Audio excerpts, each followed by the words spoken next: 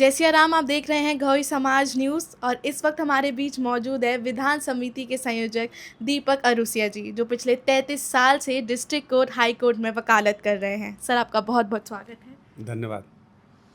Sir, Mohan Kanakne और के कटहल के बीच में जो केस चल रहा है वो क्या केस है?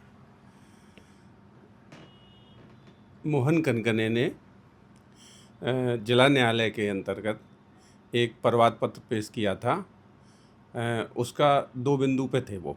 पहला चित्रकूट के हिसाब के बारे में, दूसरा था कि अक्टूबर 2023 की पत्रिका में जो के कट्ठल उस समय जो अध्यक्ष थे, उनके द्वारा एक अति आवश्यक सूचना निकाली गई थी, जिसमें उल्लेख किया गया था कि मोहन कनकने जो कोषाध्यक्ष हैं, उनके द्वारा जो गौही बंधु पत्रिका है उसका कुछ पेमेंट नहीं किया गया। जो प्रकाशन करने वाली संस्था है भास्कर समूह, उसको उन्होंने मोहन कनकने ने ये माना कि इससे मेरी छवि धूमिल हुई है, और इस कारण क्या उन्होंने पहले थाने में रिपोर्ट की, फिर नहीं हुआ वहाँ पर कुछ भी, लेकिन इसके बाद फिर कोर्ट में की शरण ली उन्होंने और परिवाद पत्र पेश किया। और ये परिवाद पत्र जो उन्होंने पेश किया वो धारा 420, 406 और 500 भारतीय दंड संहिता की। 420 में धोखाधड़ी आती है, 406 में अमानत में ख़यानत आती है और 500 में मानहानि आती है। जिस कोर्ट में ये विचारण न्यायालय में चल रहा था, उन्होंने क्या किया, इसमें चित्रकूट वाले जो मैटर था उसको उन्होंने दस्तावेज़ों के आधार पर, और इसमें इन्होंने गवाही दी थी। इसमें गवाही देने वाले थे मैन मोहन कनकने जी, कमल तपा जी और महामंत्री आलोक टिकरिया जी, इनकी गवाही हुई थी। इन गवाहों के आधार पर, उसमें जो दस्तावेज उन्होंने उपलब्ध कराए थे, उनके आधार पर विचारण न्यायालय ने ये पाया कि धारा 420, 406 नहीं बनती है, और उन्होंने जो चित्रकूट का हिसाब किताब है उसके संबंध में कोई ऐसी वो नहीं पाई गई, गलत अपराध नहीं पाया गया उसमें। इस कारण से उन्होंने मानहानि के संबंध में केवल धारा 500 का उनके ऊपर आरोप पाते हुए उनके खिलाफ पंजीयन किया था प्रकरण का। जो उन्होंने प्रकरण का पंजीयन किया धारा 500 के तहत, उसमें ये लोग हाजिर हुए, जमानत वगैरह कराई इन्होंने। इसके बाद में फिर उसकी रिवीजन की गई कि विचारण न्यायालय ने जो प्रकरण को पंजीयन किया है धारा 500 भारतीय दंड संहिता के तहत, वह भी गलत किया। ना तो वो धाराएं बनती थी 420, 406 की, तो वो तो सही किया उन्होंने विचारण न्यायालय ने, लेकिन धारा 500 भी नहीं बनती है, क्योंकि न्यायालय ने पाया कि किसी सत्यवाद का प्रकाशन मानहानि की परिभाषा में नहीं आता, और परिवाद पत्र में भी ऐसे कोई तथ्य नहीं आए सामने, और ना ही इन लोगों के साक्ष्य में ऐसी कोई बात आई जिससे मानहानि का मैटर बने।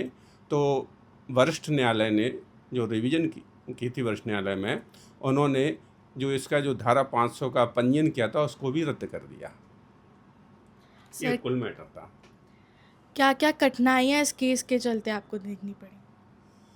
नहीं, मुझे कोई कठिनाई नहीं आई, क्योंकि मेरे लिए तो ये रोज़ का काम, मुझे वकालत करते हुए बहुत टाइम हो गया है। छोटा सा केस था ये हमारे लिए। पहले भी एक बार मेरे सामने हरिद्वार ट्रस्ट के संबंध में मैटर आया था, तो मैंने उसमें वकील नहीं बना था उनकी तरफ से, किसी भी पक्षकार की तरफ से, और इसमें भी मैंने मना किया था, लेकिन वो कट्ठल साहब हमारे जूनियर के माध्यम से ये सब केस लगवाया उन्होंने, और आज वो उनके खिलाफ जो केस रजिस्टर्ड हुआ था वो निरस्त हो गया। सर, जो ऐसे परिणाम जब समाज में आते हैं उस पर आप क्या कहना चाहेंगे? ये मैं समाज के लिए हितकर नहीं समझता हूँ। ये आरोप प्रत्यारोप नहीं होना चाहिए समाज में। लोग बाग ये नहीं देखते कि आखिर मैंने समाज को दिया क्या है। हम समाज से अपेक्षाएं करते, खाली दूसरे पर उंगली उठाते हैं। भाई हमने क्या किया है, हम पहले उन्हें देखना चाहिए। हमें समाज में कमी नहीं देखना चाहिए। अगर हमारे जितना हो सके हमको समाज के लिए अच्छा सोचना चाहिए और अच्छा करना चाहिए। अब आजकल जो व्हाट्सएप पे चल रहा है, क्या लगना है उसमें लिखने में, लिख दिया और छोड़ दिया। अब उससे किसको कितना कष्ट होता है या किसके बारे में आप कितना कह रहे हैं, ये मैं तो अच्छी बात नहीं समझता हूँ। व्हाट्सएप का ग्रुप अच्छे संदेश लेने के लिए होता है, ना कि जे लोग बाग अपने विचार रख देते हैं। ठीक है, उनका व्यक्तिगत अधिकार है, उसमें हम आप कुछ नहीं कर सकते, लेकिन हम ये चाहते हैं कि समाज में कोई व्यक्ति किसी के खिलाफ कोई गलत टीका टिप्पणी ना करे। इससे समाज का माहौल खराब ही होगा, अच्छा नहीं होगा। बहुत बहुत धन्यवाद सर। तो जैसा कि आप सब ने देखा कि अभी अभी दीपक अरुसिया जी ने जो चल रहे केस के बारे में जो जानकारी दी है, यही है कि समाज में लोग जो करें अच्छा कार्य करें, सब मिलजुल के रहें, तभी समाज आगे बढ़ सकता है। ऐसी अपडेट्स के लिए जुड़े रहिए गहोई समाज न्यूज़ के साथ।